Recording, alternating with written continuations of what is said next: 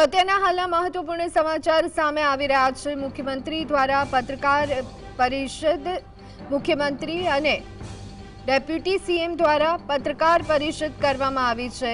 અત્યંત અપમાનજનક નિવેદન સીએમએ ગણાવ્યું છે। ખડગે જે નિવેદન આપ્યું હતું તેને સીએમએ અપમાનજનક ગણાવ્યું। એકતા અને અખંડિતતાના શિલ્પી સરદાર સાહેબને ભારત રત્ન ન આપીને તેમની પણ કોંગ્રેસે ઉપેક્ષા કરી હતી। જ્યારે વડાપ્રધાન શ્રી મોદી સાહેબના નેતૃત્વમાં સરદાર સાહેબની વિશ્વની સૌથી ઊંચી પ્રતિમાનું નિર્માણ થઈ રહ્યું હતું, તેમાં પણ અડચણ ઊભી કરવાનો પ્રયાસ કર્યો હતો।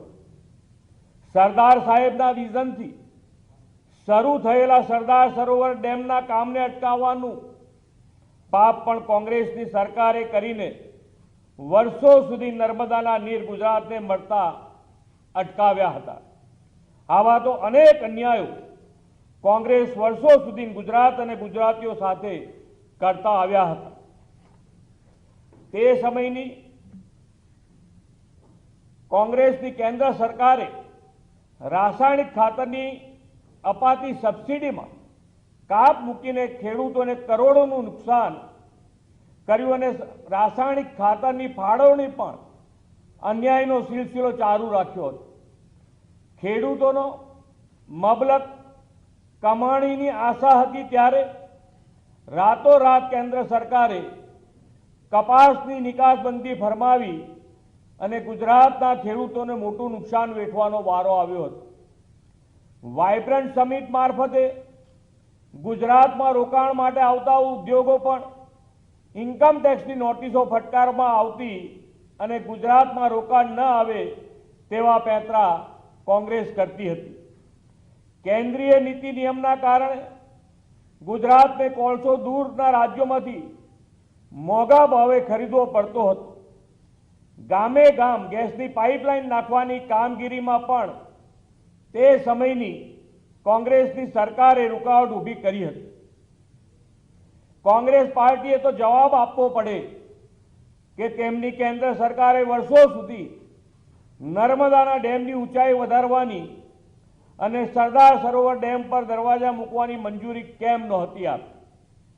આદરણીય શ્રી નરેન્દ્રભાઈએ વડાપ્રધાન તરીકેના સેવા દાયિત્વ સંભાળ્યાના 17 જ દિવસમાં ડેમના દરવાજા મૂકવાની મંજૂરી આપી અને છેક કચ્છ સુધી નર્મદાના નીર પહોંચાડ્યા છે। આદરણીય શ્રી નરેન્દ્રભાઈએ ગુજરાતને કોંગ્રેસની કેન્દ્ર સરકાર દ્વારા થઈ રહેલા સતત અન્યાયની સામે જીત ઝીલીને રાજ્યના મુખ્યમંત્રી તરીકે ગુજરાતની અવિરત વિકાસ યાત્રાને આગળ ધપાવીને ગુજરાતને દેશનું રોલ મોડેલ બનાવ્યું છે।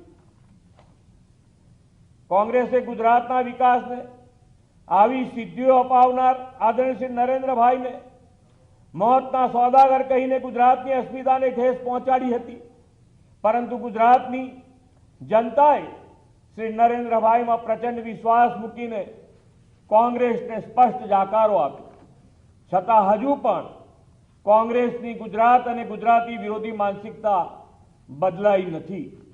આદરણીય શ્રી મોદી સાહેબના વડાપ્રધાન બન્યા બાદ પણ કોંગ્રેસ પાર્ટીએ 50થી વધુ વખત અપશબ્દો કહ્યાના અનેક કિસ્સાઓ થી આપ સૌ વાકેફ છો। શ્રી મોદી સાહેબે આટલું અપમાન સહન કરીને પણ વિકાસની રાજનીતિથી દેશને વિશ્વમાં પ્રતિષ્ઠાભર્યું સ્થાન અપાવ્યું છે।